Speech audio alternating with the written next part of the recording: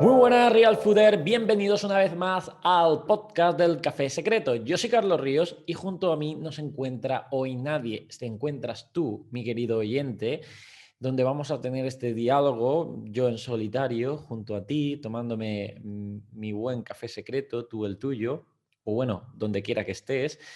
Y hoy vamos a hablar de cómo resolver un síndrome muy habitual para los emprendedores y para muchísimas otras personas que, bueno, en diferentes situaciones de su vida, que es el síndrome del impostor. A lo mejor no os suena, pero este síndrome viene a decir que nos sentimos como insuficientes, impostores, un fraude, por así decirlo, a la hora pues, de reconocer nuestras buenas habilidades, nuestras competencias, nuestras destrezas. Digamos que pecamos de, pues eso, no digo humildes, sino de, pues eso, insuficientes para realizar lo que realmente sabemos realizar, ¿no? Y esto nos provoca, por un lado, un sentimiento de culpabilidad, un sentimiento de incertidumbre, un sentimiento de, pues eso, falta de confianza en uno mismo o uno misma.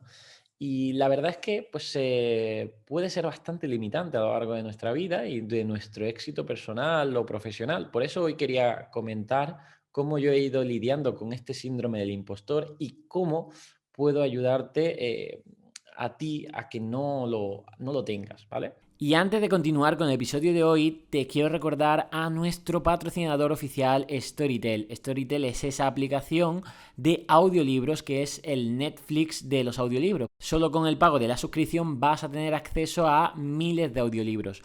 Puedes acceder a Storytel gratis durante 30 días si te metes en www.storytel.com/Carlos Ríos. Ahí tendrás un acceso para registrarte a través de este link y acceder durante un periodo de prueba de 30 días a todos estos audiolibros.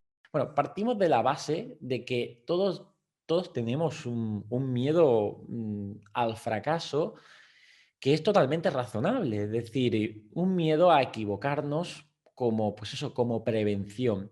Y es que ya nuestros antepasados en las tribus del Paleolítico, es cierto que, digamos, muchas veces el que sobrevivía era el que no arriesgaba, por así decirlo, el que no metía la pata. ¿Por qué? Porque una metida de pata a nivel de posicionarse, declararse, atreverse, podía ser un paso en falso. ¿Por qué? Porque realmente los peligros que había entre las tribus, pues de competencia entre unas y otras, de líderes, pues, bueno, se resolvían muchas veces a duelos a muerte, ¿no? Entonces sí que es cierto que ante una multitud, por ejemplo, el posicionarse y atreverse y cagarla, por así decirlo, podía verse, pues, bueno, con toda la multitud echándote encima, ¿no? Es decir, es como si, pues eso, dices algo que a la gente le cae mal esto, y claro, antiguamente, en esta época, pues eso, prehistórica, por así decirlo, pues sí que suponía un gran peligro para nuestra integridad física. Pero hoy eso no existe. Sí que tenemos esos genes que codifican durante, pues eso, miles de años que hemos estado viviendo pues, en tribus, en taparrabos, ¿no? Por así decirlo. Pues sí que es cierto que codifican lo que hoy tenemos ese miedo, pues eso, a atrevernos, a posicionarnos, a hablar en público, a compartir nuestras enseñanzas, lo que sabemos, etcétera, ¿no? Eso por una parte, que hoy en día no tiene ningún tipo de, por así decirlo, peligro. Peligro por lo menos para tu integridad física. La libertad de expresión hoy en día nos confiere esa, pues, digamos, esa garantía de que nadie nos va a matar por decir lo que pensamos, lo que creemos, comunicar y para nada. Lo único que sí, se pueden reír de ti porque digas una cagada, porque te equivoques, etcétera. Vale, sí puedes tener miedo a esto y a, pues eso, al sentirte, pues hacer el ridículo, ¿no? Y creer que eso te va, pues eso, a manchar tu imagen y que, bueno, que al final nadie te querrá porque ya la cagaste una vez. Pocas veces pasa eso. ¿vale? Entonces hoy no tenemos que tener ni miedo a nuestra integridad física y tampoco miedo a que, por así decirlo, ya nos la hayamos cagado hasta el fondo, ¿vale? Por otra parte, sí que es cierto que vivimos en un sistema educativo que sí que penaliza mucho, pues eso, el fracaso, ¿vale? Es decir, en lugar de intentar premiar los éxitos pese a los fracasos que hayas tenido, tenemos un sistema educativo de que, oye, te ponían un cero, un negativo si lo hacías mal. Y realmente incluso te podrían los profesores, los malos profesores, te podían incluso humillar delante de la clase por tu fracaso. Y eso hacerte sentir pues culpable, una mierda, en fin, tener miedo a errar, ¿no? Tener miedo a ese fracaso. Y eso es común en muchas escuelas donde pues incluso desde un sistema educativo orientado más en el miedo, es decir, el miedo a hacerlo mal, a sacar un negativo, a suspender un examen, todo eso hace que tengamos como esa barrera invisible que nos alerte de que, uy, como fracasemos, como la caguemos, esto va a ir muy mal. Y entonces, pues, nos vuelve a meter en esa burbuja del confort. En cambio, en sistemas educativos donde el fracaso realmente, pero el fracaso entendido como hacer lo que mejor uno puede hacerlo en las condiciones que tiene, pues eso, más que un fracaso, ya es un éxito, porque es un aprendizaje y cualquier aprendizaje es un éxito a largo plazo, ¿no? Porque si no podemos caer en la idea de que cualquier empresa, emprendimiento, autónomo, cualquier proyecto que hagamos tiene que salir bien a la primera. Y esto en la realidad rara vez sucede. Aunque nos hayan educado en el colegio que hoy, obviamente ese examen solo había uno y tenías que hacerlo bien, o ese trabajo estaba entregado y tenías que hacerlo bien, en la realidad lo que sucede es que tú haces cosas que vas aprendiendo gracias a estos fracasos, pues cómo se van haciendo y cómo es el resultado final positivo. Entonces, los fracasos realmente son los maestros, ¿vale? Los fracasos te dan una información empírica, directa, muy práctica, muy personal de lo que tienes que hacer o no tienes que hacer. Es cierto que hay fracasos y fracasos.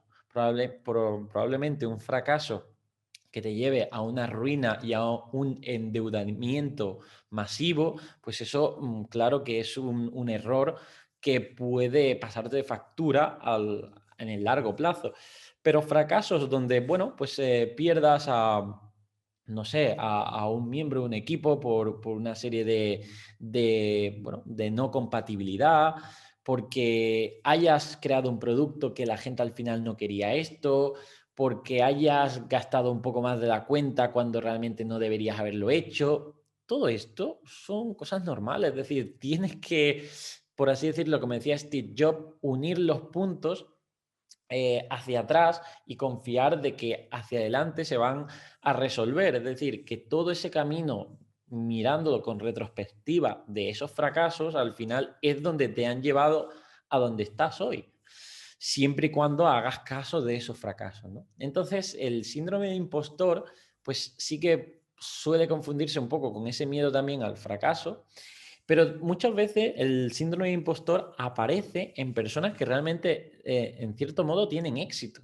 ¿vale? Y esto lo fui experimentando yo a medida que la gente me hacía más caso, tenía más seguidores y bueno, pues es cierto que como que tenía más responsabilidad a la hora de posicionarme y hablar. No es lo mismo, pues, tener a 1000 seguidores y decir lo que piensas que tener a 1.000.000. Te lo piensas 2 veces antes de hablar, ¿no? Que, ojo, aquí no estamos hablando de ser unos descerebrados, de decir lo que nos venga en la gana, lo primero que se nos pasa a la cabeza y con, bueno, sin ningún tipo de inteligencia. No, no, que estamos hablando de que, bueno, pues es cierto, y esta frase me encanta, es que si no dices nada, no haces nada, no, digamos, no eres nada, al final pues te quedas en casa y bueno, y aún así te criticarán, ¿vale? Es decir, que ya el no hacer nada es una decisión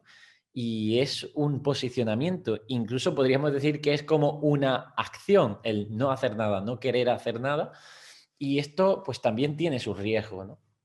Entonces, bueno, incluso las personas que van teniendo cierto éxito, ese síndrome del impostor le puede frenar, porque se siente incluso a lo mejor que no merece ese éxito, que no merece ese ascenso, que no merece esa comunidad que empieza a crecer, que no merece a esa incluso, a esa incluso pareja de sentimental que le ha elegido y se siente como, oye, es que pues me siento que no soy tan guapo como para merecerte, no soy tan inteligente como para liderar este proyecto.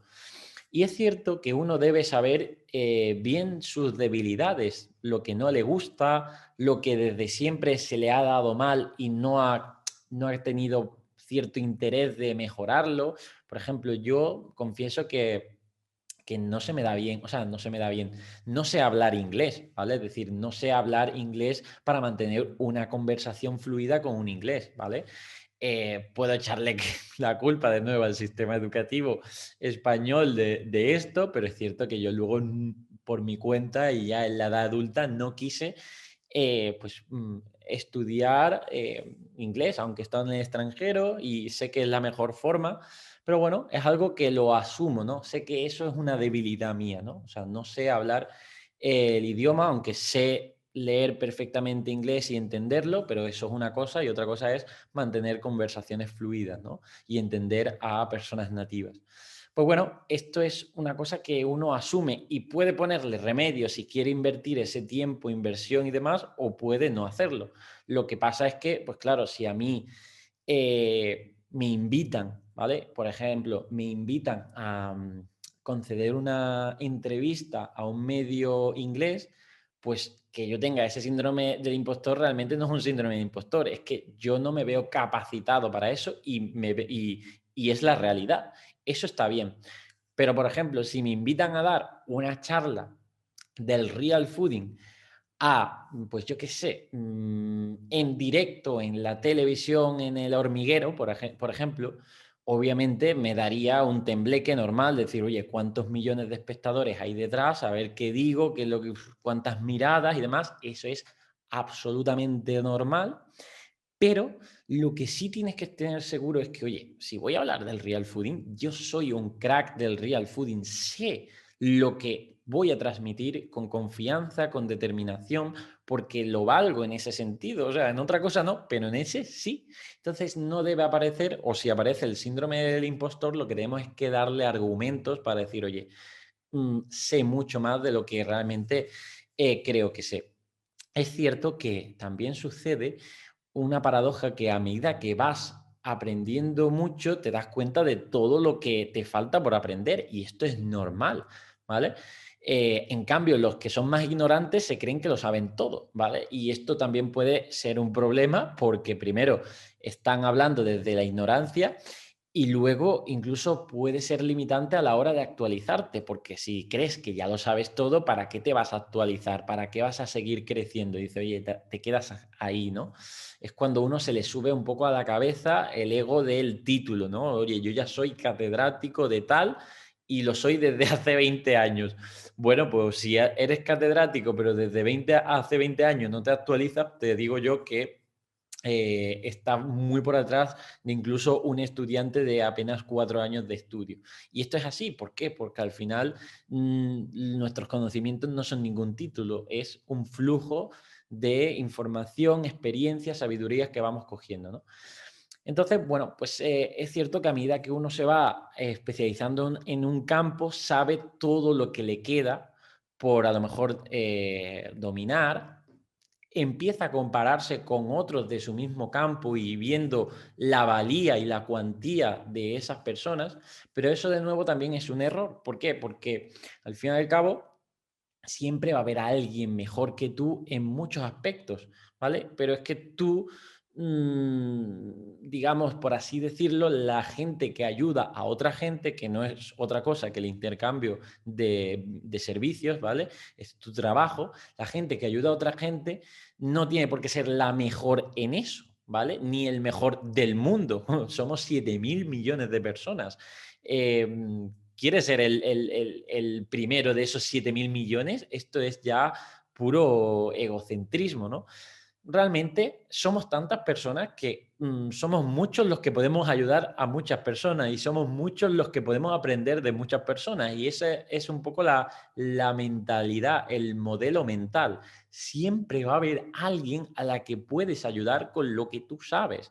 Y siempre vas a poder aprender de alguien que sabe más que tú. Y esto es doblemente bueno porque siempre podemos estar aprendiendo de otras personas que han plasmado todo lo que saben en su libro o que realmente están dominando nuevas fuentes de conocimiento y a su vez podemos ayudar a muchísimas personas que saben menos que tú de ese campo concreto, ¿vale? Y siempre va a haber personas donde esos conocimientos que tú transmites les son útiles, ¿vale? Y no hay que, siempre vuelvo, vete a la utilidad, no a la perfección, porque la perfección no tiene por qué ser útil a veces y no tiene por qué ser única y excluyente para que sea válida. Realmente la utilidad para mí es una medida de medir bastante buena a la hora de, oye, pues sé que estás ayudando a la gente, ¿no? Por ejemplo, este podcast que estoy grabando ahora mismo es un podcast que pues me ha salido un poco más improvisado, decir, venga, quiero comentar esto porque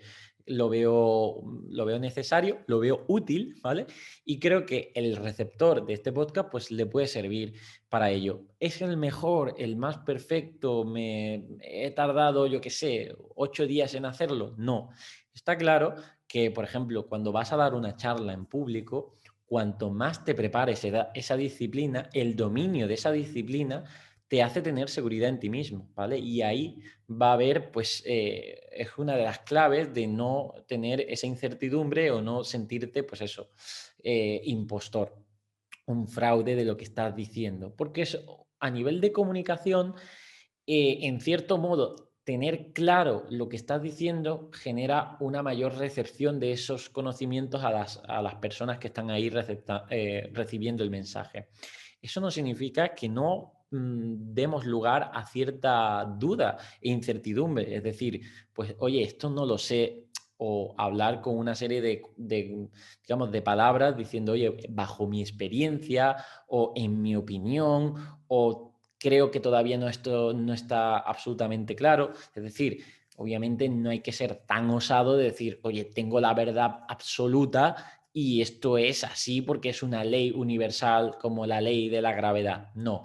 Pero sí que es cierto que transmitir esa confianza de lo que uno sabe hace que el receptor, oye, lo reciba con esa atención y decir, oye, ¿no os pasa que cuando alguien es friki, hablando de que es apasionado en un campo que realmente a lo mejor incluso es algo extraño, pues te llama la atención? Pongo el ejemplo de un chico, de un hombre que me sale en TikTok a veces que habla sobre cómic. Fijaos, no me he leído un cómic en la vida, es decir, no me gustan los cómics. Pero solo a ver el interés, la curiosidad, la pasión que ese hombre habla sobre los cómics, me deja ahí súper curioso y lo veo entero. ¿Por qué? Porque me gusta recibir ese tipo de información desde un emisor que sale con tan convencimiento y tanta pasión en lo que dice, ¿vale? Entonces esto es importante a la hora también bueno, pues de hackear este síndrome del impostor, que puede ser bastante limitante a la hora de conseguir tus metas, porque puedes conseguir lo que se llama en psicología la profecía autocumplida. Si tú te sientes una mierdecilla, por así decirlo, si te sientes que no vales, al final puedes cumplirlo, es decir, que no lo vales. Igual al contrario, es decir, o el efecto Pigmalión, cuando tú le dices a un niño, cuando el maestro le dice a un niño lo bueno que es, en plan resaltando algo, el niño se lo cree, incluso, por así decirlo, le pone el listón alto para que busque esto, ¿no? Es decir, cuando tú destacas algo concretamente de esa persona, oye, qué bien dibujas, sea o no totalmente cierto, oye, qué bien te salen estos trazados. Esa persona, pues a lo mejor dice, ostras, pues a lo mejor sí tiene razón, se lo cree y busca esa mayor perfección de la disciplina, ¿no?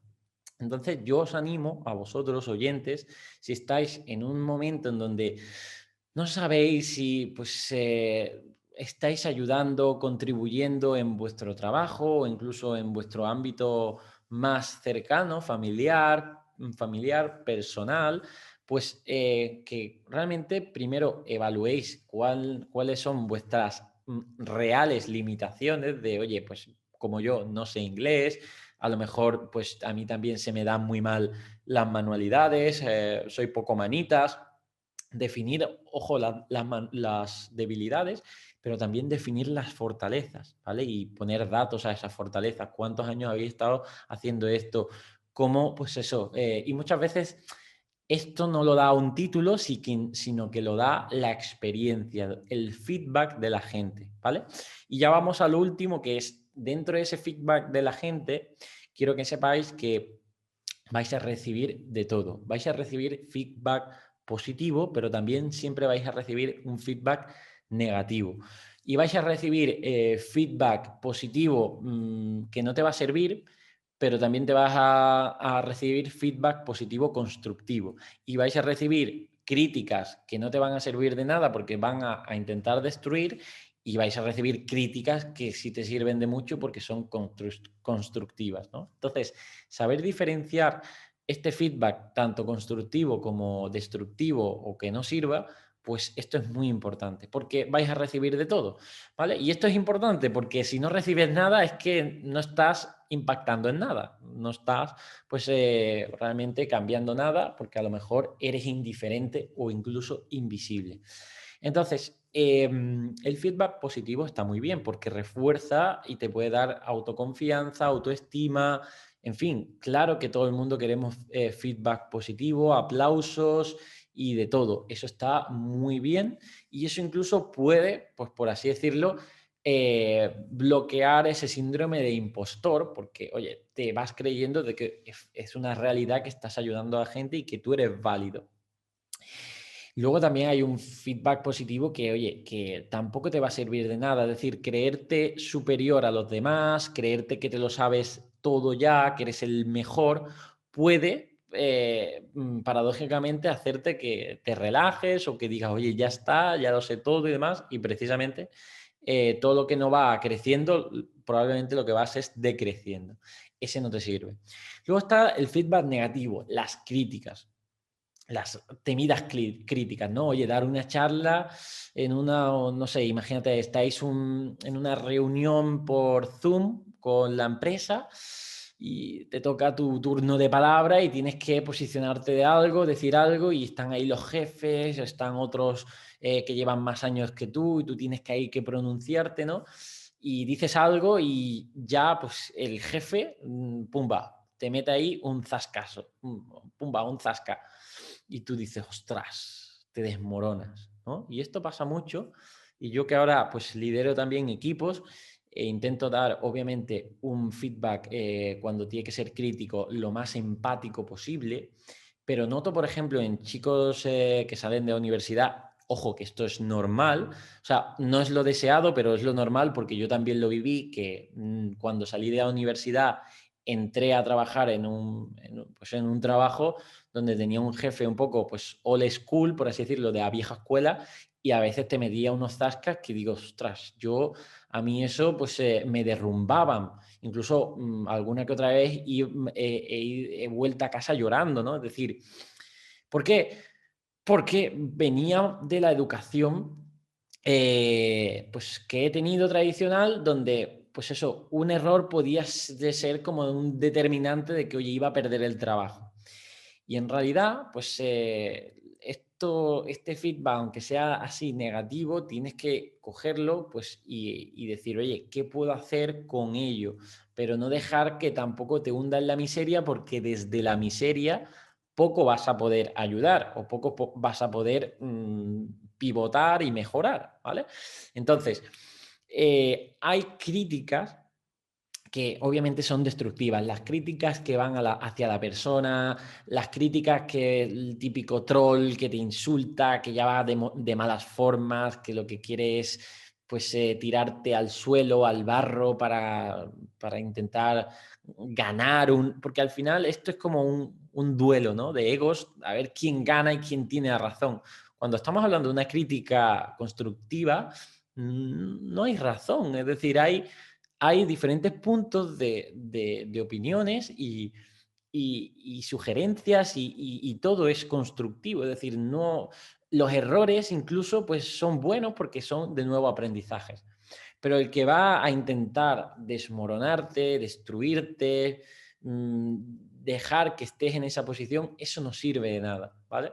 Entonces eso es cierto que son los que más duelen, ¿no? Porque son los que más te llegan ahí a tu pequeño corazoncito personal o a tu ego y dices, ostras, el ego se protege y al protegerse pues puedes acabar en una lucha enzarzada de protegerte atacando al otro, ¿no? Es decir, oye, uno te dice una cosa sobre algo que tú haces y tú le sacas otra cosa aunque no tenga nada que ver, ¿no? Entonces, esto no llega a ninguna parte.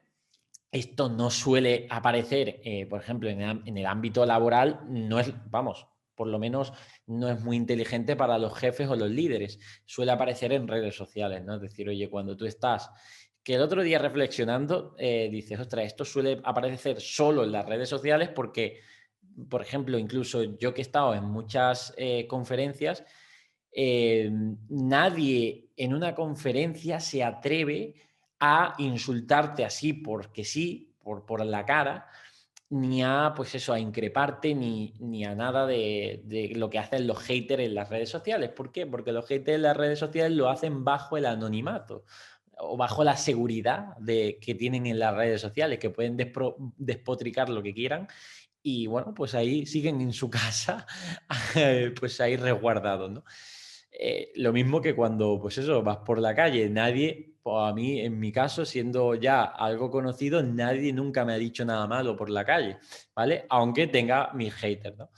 Entonces, bueno, que sepas que esas críticas, en cierto modo, o las frases ladran, pues cabalgamos, ¿no?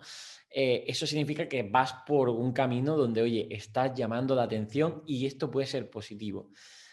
Obviamente luego también puedes tener errores y críticas generalizadas que te lo están diciendo, no te puedes meterte ensimismado y decir, oye, esto yo soy el que tiene la razón y toda esta gente se está equivocando. No, tienes que escuchar y tienes que ser, digamos, filtrar bien, ¿vale? En mi caso, por ejemplo, sí que soy consciente que, por ejemplo, hablo de temas por cómo están normalizados los ultraprocesados en nuestra sociedad, que cuando voy en contra de ello, es normal que cierta parte grande de la sociedad se revuelva y vaya contra mí. Es decir, oye, no acepten que, por ejemplo, esos ultraprocesados son insanos o que nos han engañado durante mucho tiempo con el marketing y la publicidad o las enfermedades que producen. Al final, incluso creo incomodidades que hace que la gente, pues eso, se polarice y hay gente que se lo toma muy mal. Eso lo tengo yo en cuenta y eso no significa que yo esté cagándola o esté mintiendo, ¿no? Porque siempre también me voy a una serie de cosas que son fuentes científicas que ciertamente me dan bastante seguridad, como cuando escribí el libro, que gran parte de toda la evidencia científica que recojo en el libro es para sentirme seguro, por así decirlo, de lo que estaba diciendo, ¿no? Y ojo que también cuando escribí el libro tuve mucho síndrome del impostor, decir, oye, ¿quién soy yo escribiendo un libro? Apenas tenía 20 y tantos años, realmente joven, había pasado 1 o 2 años en los que me había concentrado bastante en el tema del real fooding, pero no 10 años, ni mucho menos. Claro, era una responsabilidad que te lo editara una editorial como Planeta, que iba a llegar a todos sitios. Y digo, ¡buah! Bueno, pues me agarré en ese sentido a la fuente científica y digo, oye, todo lo que voy a decir, aparte de mi experiencia, lo voy a documentar con evidencia científica y eso, en cierto modo, me va a dar esa seguridad, ¿no? Pero bueno, lo que os decía de los haters, de las críticas, que siempre tienes que diferenciar las que vayan simplemente pues, a destruir a las que directamente te estén dando clave de decir, oye, no sé, por ejemplo, si a veces en el podcast me ponéis un comentario, oye, el audio se escucha mal, o aunque lo digan de mala forma, el audio es una mierda. bueno, pues me puedo cabrear y digo, oye, pues vete tú a otro podcast con mejor audio, ¿no? O lo que puedo decir, oye, pues a lo mejor es verdad, el audio es una mierda y puedo mejorarlo, ¿no? Es decir, cuanto menos también te lo tomes a lo personal, ¿vale? Los que quieren hundirte porque quieren ir a lo personal, pues eso no les dé esa razón, no les dé la razón, no le des pie a derrumbarte para que te puedan pisotear. Pero los que simplemente a lo mejor te están dando una información, aunque sea negativa, una crítica, pues no te lo tomes personal. Digo, oye, acéptalo y dices, vale, pues lo puedo mejorar, lo puedo aceptar. Y lo mismo en el trabajo, si se lo tienes que comunicar una crítica a alguien de tu trabajo, oye, comunícaselo de forma natural y demás, empáticamente, obviamente, no hay que utilizar palabras durísimas, pero luego, si tú eres el que recibe esa crítica por parte de un superior o de un compañero y demás, pues oye, no te lo tomes de forma tampoco personal, porque eso no invalida ni tu valía como persona, que ya hemos dicho que es inherente a pesar de cualquier conocimiento, logro, éxito material que tengas, ya simplemente el hecho de haber nacido y ser persona, eso es todo, por así decirlo. Luego puedes conseguir todo lo que tú quieras, pero ya solo ser persona y vivir es todo. ¿Vale? Todo para considerarte, pues eso, digna y digno y completamente, pues eso, buena persona, ¿vale? Entonces, bueno, lo que quiero decir es que esas críticas, pues no te las tomes tan a pecho, ¿vale? No te las tomes tan a pecho y sé inteligente en cuáles te están dando una información y cuáles no. Y ya por último deciros, pues que al final, si estáis en el mundo pues, de emprender, de comunicar, de especializaros en una materia y vender vuestros conocimientos, vuestros servicios, crearos una red social, o sea, un perfil en redes sociales o intentar mejorar en vuestro trabajo, que siempre vais a ganar más si os atrevéis, ¿vale? Y si también pensáis en grande, ¿vale? Es decir, porque quien piensa en pequeño, pues ya se está poniendo sus propios límites en eso pequeño. Pero si piensas en grande, a pesar de saber que el camino es paciente y el trabajo debe ser constante y que no pensar en grande no significa pensar en rápido y en fácil, no. Pensar en grande es ponerse metas grandes por el simple hecho de decir, oye, es gratis, ¿no? ¿Por qué no pensar en decir, oye, si puedo tener en lugar de 10.000 seguidores, 100.000 seguidores, ¿por qué no puedo pensar en eso? Si puedo ganar en lugar de 1.000 euros al mes, pues 10.000 euros al mes, ¿por qué no ponerme, por así decirlo, esa aspiración mientras sea, ojo, sana en la cabeza de uno, que no llegue a una obsesión ni, por supuesto, a una frustración que te diga, oye, esto no. Ponte esa meta grande simplemente por inspiración, por atrevimiento, sabiendo que durante el camino va a haber esos obstáculos y uno de esos obstáculos vas a ser tú mismo, tú misma, con tus síndromes de impostor, con tus miedos, con tus incertidumbres. Y eso es normal, ¿vale? Eso es completamente normal. Pero haz un buen diálogo contigo, date las razones, ¿vale? Tanto prácticas, empíricas, de que realmente eres válido para eso, y también las razones teóricas de decir, oye, es que tampoco pasa nada si me equivoco, llevo también mucho tiempo estudiando sobre esto, creo que soy merecedor de comunicarlo, quiero hacerlo, y siempre pensando en que puede ser muy útil para la sociedad, no tienes por qué ser perfecto, siempre va a haber alguien mejor. Si quieres ser nutricionista, no te compares ahora mismo con la cuenta de Carlos Ríos, sé el mejor nutricionista que tú puedes ser, en lo mejor y que más te guste ser, y con tus clientes, con tu comunidad, cuídalo, empieza a crecer y ya verás cómo todo sucede a partir de ahí. Entonces, bueno, pues esto era lo que quería comunicar sobre el síndrome de impostor. Espero que os haya gustado, espero que os haya animado a que os dé ese un poco chute de confianza en vosotros, porque creo, y realmente esto es que os lo confío y lo he experimentado en mí mismo, cuando confiáis en vosotros, sobre todo en un área de vuestro campo, en algún nicho, en alguna disciplina y demás, y le ponéis el empeño adecuado, podéis ser muy buenos y al ser muy buenos podéis ayudar a mucha gente en este sentido. Y bueno, pues deciros que no sois uno más o una más del montón. Cada uno tenemos una luz que brilla así especial, que nos hace pues realmente especiales y útiles y valiosos en el mundo en el que vivimos, porque somos 7.000 millones de personas y creo que estas 7.000 millones de personas hay mucho por demostrar, por ayudar, por compartir y por crecer durante este camino, ¿no? Así que os animo a todos a que brilléis, a que saquéis lo mejor de vosotros dentro de lo que, del campo que os guste y que lo llevéis al máximo, que de verdad al final veréis cómo va sucediendo todo a un ritmo que, bueno, pues os va demostrando el paso del tiempo cómo teníais razón de que, oye, si perseverabais, si seguíais por ese camino, pues al final se iban juntando esos puntos y a pesar de haber obstáculos, problemas, críticas, a pesar de haber todo ello, al final merece la pena.